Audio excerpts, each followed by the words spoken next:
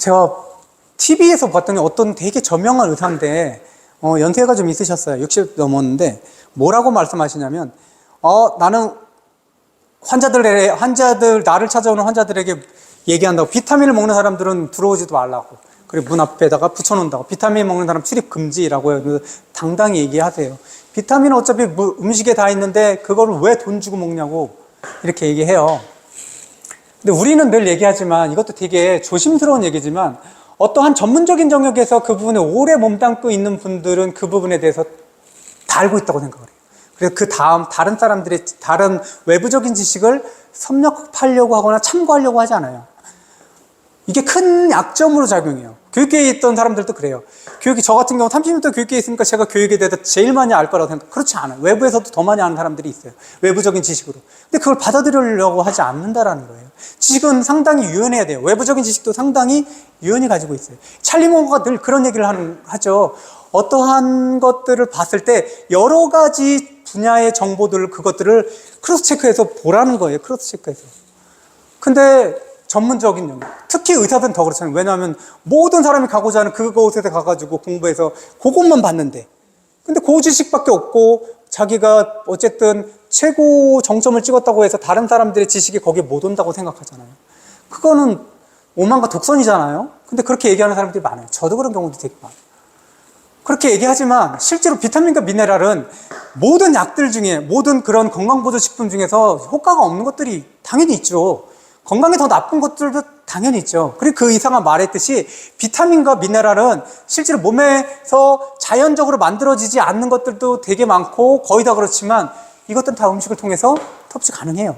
또는 음식으로 안 되면 햇빛을 보면서 우리가 얻을 수가 있다고요. 그 의사 말이 틀리진 않았어요. 근데 문제가 뭐가 있냐라는 거예요. 비타민과 미네랄은 음식으로 충분해요.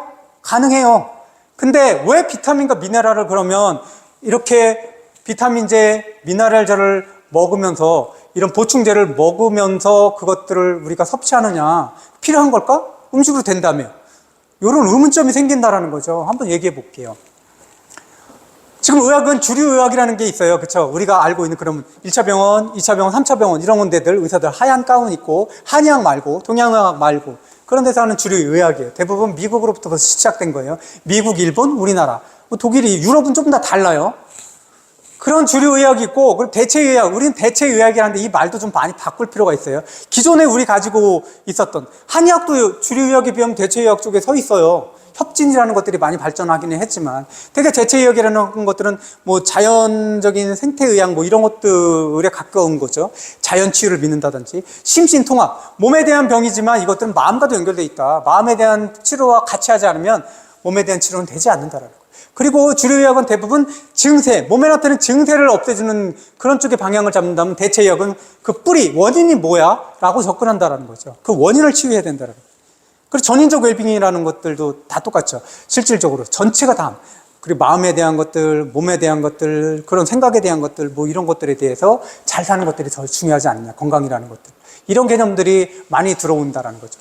그래서 자연치유 쪽에서 뭐 이런 것들이 식원 뭐 봤을 때 약식 동원, 식원 동원 뭐 이런 것들 있죠. 같다라는 거 그렇죠?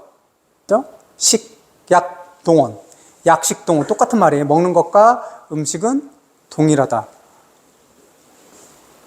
그런데 왜 그러면 음식으로 섭취가 가능하다라는 비타민과 미네랄을 왜 보충제로 먹지? 이 부분을 한번 생각해 봐야 되는 거예요. 예전 같은 경우 환경이 지금같이 오염되지 않았잖아요. 지금은 뭐 대기 오염부터 해서 뭐 수질 오염, 뭐 다른 기타 등등의 오염들이 있잖아요. 그래서 환경 자체가 굉장히 오염이 돼 있어요. 그래서 오염돼 있고 호흡하는 것들도 되게 오염된 공기고 먹는 것들도 되게 오염된 먹거리라는 거죠. 그리고 우리 몸이 제대로 시스템이 발휘가 되지 않는다는 거예요. 세포가 제대로 기능 발휘를 못해요. 그래서 독소가 계속 쌓이면 세포가 제대로 기능을 발휘 못하니까 실제로 어떻게 세포가 이상 기능들을 일으킨다라는 거죠. 그거를 제때제때 해독하지 않으면 그게 바로 병이라는 거죠. 해독이 필요하다. 이 해독할 때 몸에서 여러 가지 기전들, 여러 가지 현상들이 일어나는데 그때 필요한 것들이 효소 같은 것들이 필요하고 여러 가지 필요한데 그때 작용하는 게 비타민과 미네랄이에요.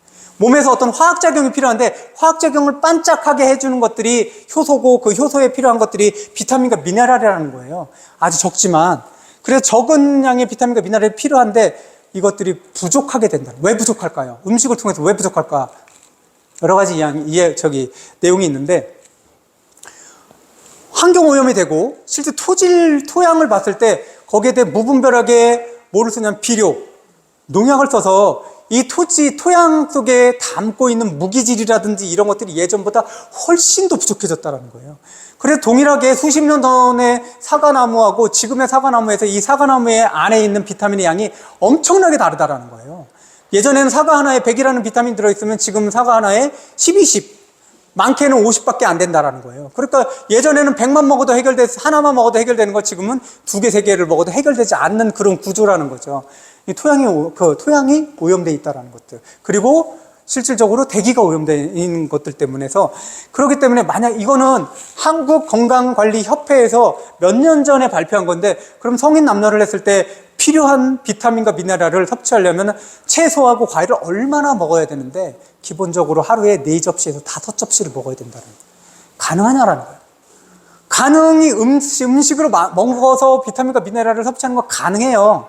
근데 현대인이 가능하냐라는 거예요. 그것도 현대인의 삶이 잘못된 거죠. 사실 먹어야 되는 건데. 근데 우리가 계속 안 좋은 환경에 되게 많이 노출돼 있잖아요. 환경만이 아니잖아요. 정신적인 스트레스도 되게 많이 겪고 있잖아요. 해독이라는 것들이 되게 많이 필요한데, 그럼 더 많이 먹어야 되는데 음식으로 가능하냐? 그럴 시간이 없다. 생활을 바꾸면 되죠. 우리가 모두 자연인이 되면 돼요. 그러면 음식으로 충분해요. 근데 그게 어렵다라는 거죠. 그래서 실질적으로 비타민과 미네랄이 소량이라고, 필요한 게 소량이고 음식으로 통하지만 음식만으로 힘들구나. 그럼 그걸 인정하자라는 거예요. 그럼 비타민과 미네랄을 먹을 거예요. 그걸 먹어요. 비타민과 미네랄이 아니라도 우선 음식으로 가능하지만 음식 자체로 다 섭취하기는 되게 힘들더라. 좀 전에 얘기했던 거, 비타민과 미네랄 함량이 부족해서 미네랄 추가 보충이 필요하더라. 근데 이런 게 있어요. 그럼 비타민과 미네랄 다 먹으면 돼? 똑같아? 근데 그게 아니라는 거예요.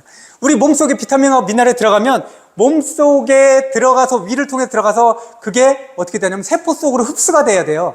근데 이것들이 10 정도를 먹었는데 세포 속으로 흡수될 때까지 중간에 다른 물질하고 결합해서 제 기능을 발휘 못하든가, 흡수되기 전에 소화기관으로 다 소화되든가 그냥 배출되든가 이런 경우가 많다라는 거예요.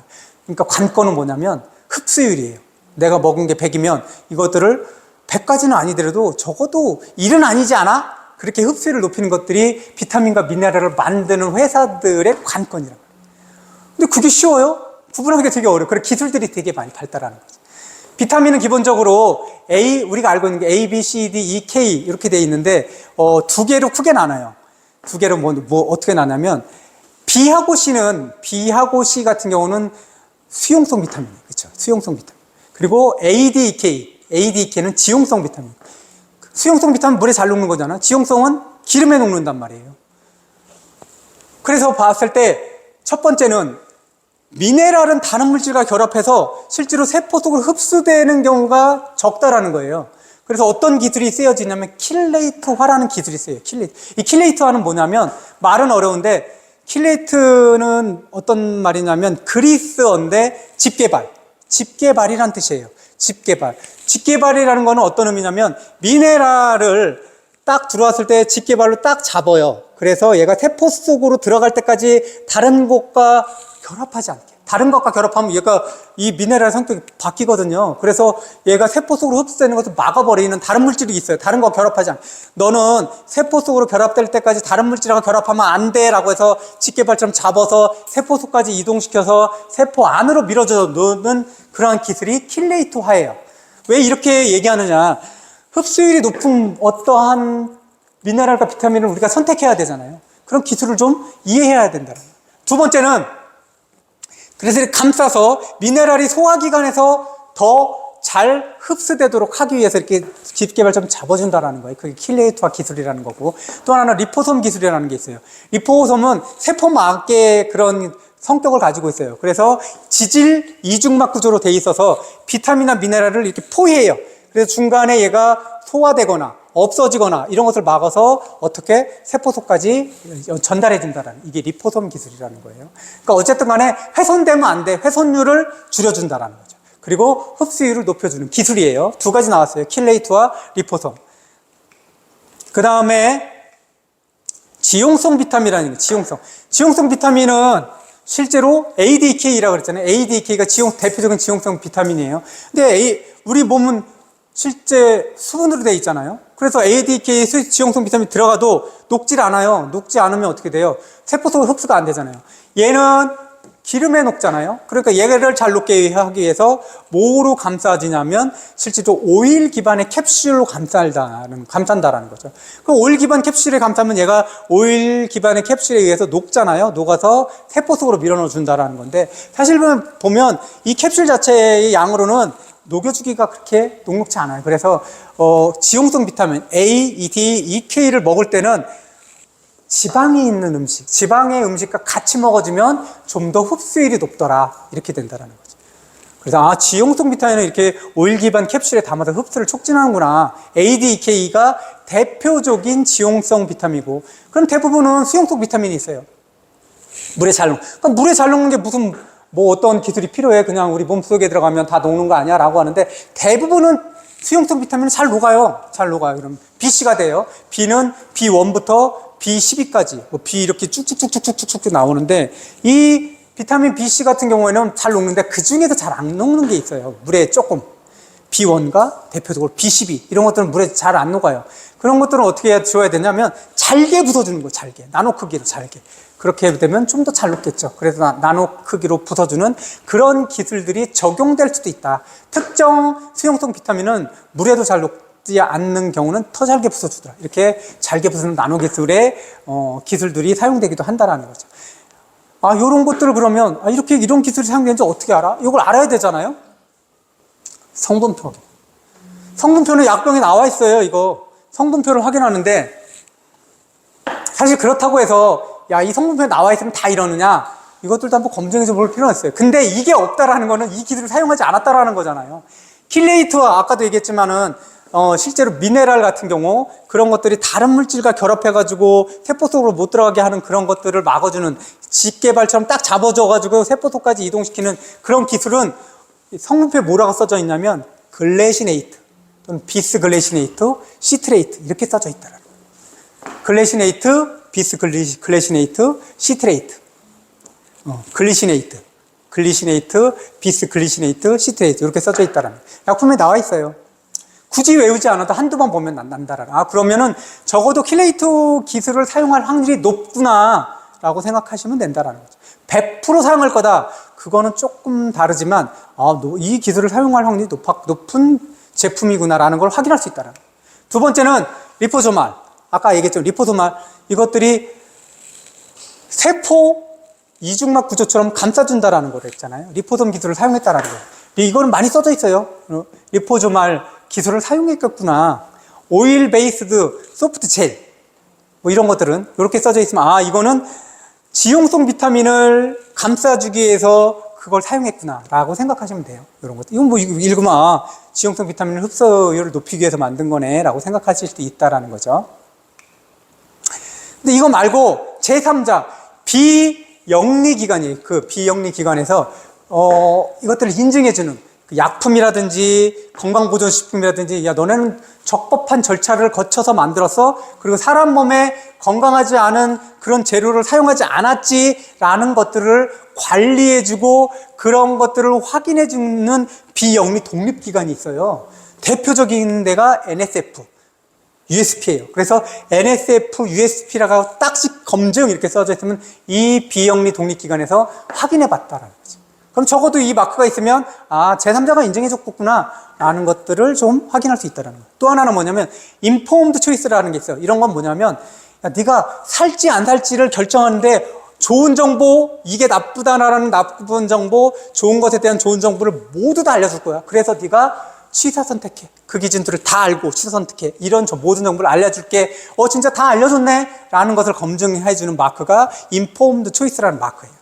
이 세 가지가 있는 것들은 제3자 인증 마크가 있구나 라는 것을 확인할 수 있다. 우리가 접근할 수 있는 방법은 이런 거예요. 이렇게 해서 약품을 선택할 수 있다는 거죠. 그래서 우리는 리뷰만 보고 선택한다라는 것들은 조금 그것들은 위험할 수 있다는 거. 본인들이 성분표에서 이렇게 선택한다면 좀 더 내가 선택할 때 비타민과 미네랄을 좀 더 좋은 거를 선택할 확률이 높다라는 거죠.